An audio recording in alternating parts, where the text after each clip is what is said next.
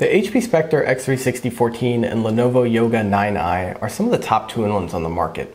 In fact, they're some of the best laptops you can buy, period. It's just that there's a problem. You see, I gave both of these laptops a 4.5 star rating and an Editor's Choice Award. So which one should you get? I mean, they're both portable, they're both ultra slim, they've got great performance, and they last for a full day on a charge. Well, don't worry. In this face-off, we're going to compare the Yoga with the Spectre and answer the question of which 2-in-1 is best for you. So to start this face-off, I'm going to talk about pricing, and that can be kind of tricky depending on where you're buying your laptop from and which configurations you're looking at. But in general, the Lenovo Yoga 9i is just a bit cheaper than the HP Spectre x360 14. I found that you can save between about $100 to $300 getting the same configuration Yoga versus getting the Spectre. In fact, the Yoga 9i starts at $999 and you can get a Core i7 processor, 8 gigs of RAM, and a 512 SSD for that price. Now, you'd need to pay $1349 to get a Spectre with those same specs. That is the Core i7, 8 gigs of RAM, and a 512 SSD.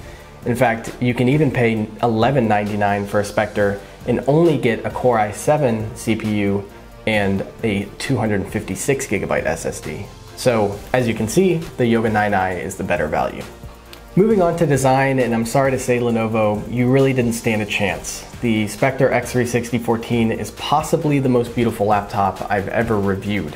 It really is a luxury laptop in the same way that a Porsche is a luxury car. The color options, particularly that Poseidon blue, if you can find it in stock, are absolutely breathtaking. The small hidden details like the triangular patterned stipples forming the speaker grills, the large white font on the keys, or the aggressively angled corners and bevel edges really make the Spectre look like a work of art.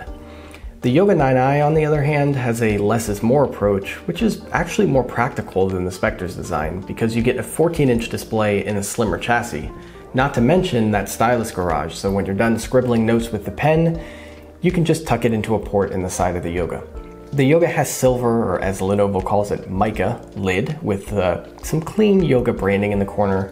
When you open the lid, it reveals the star of the design, that 360-degree soundbar hinge. It's the same one you saw on the Yoga C940. It blasts audio directly at you no matter the orientation of the laptop, so if it's in tent mode and tablet mode, you'll still get really crisp sound.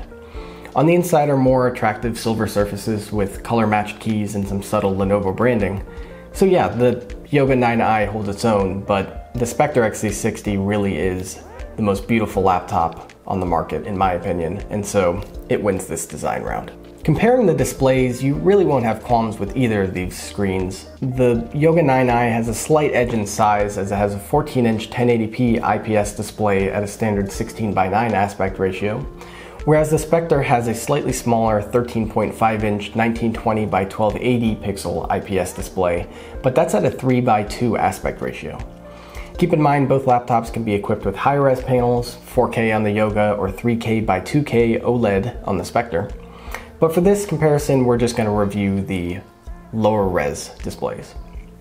Now the Yoga 9i does have that larger screen, while the Spectre has more pixels, although the more significant difference is the aspect ratio. So to that point, the Spectre has a slightly taller but narrower display, which is great when you're taking notes or when you're viewing web pages because you can see more text at once than you can on the Yoga.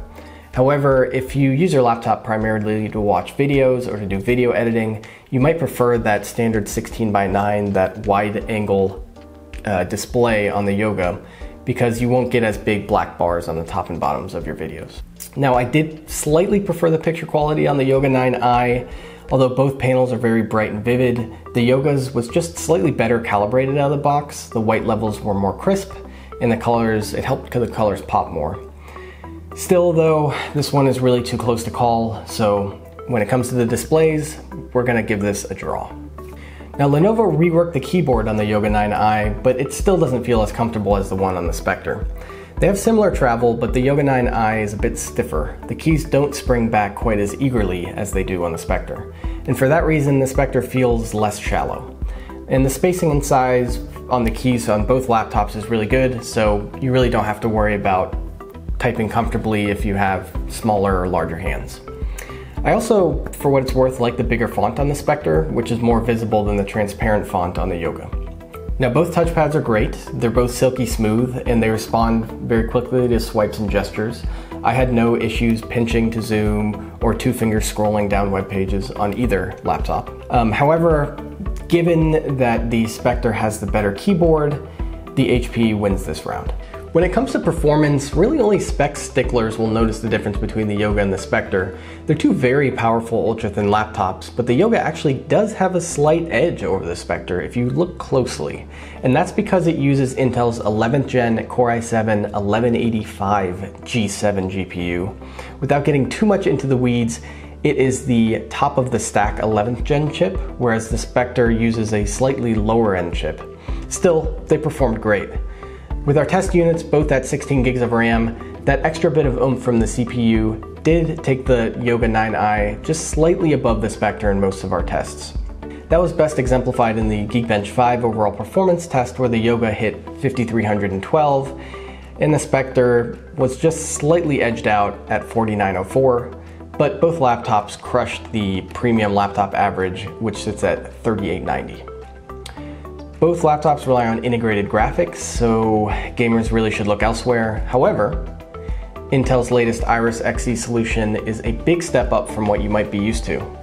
We didn't quite hit our 30 frames per second playability threshold in our test games, but these two laptops can play some AAA titles on lower graphics settings without any issues. In the end though, the Yoga with the slightly faster CPU wins this performance round.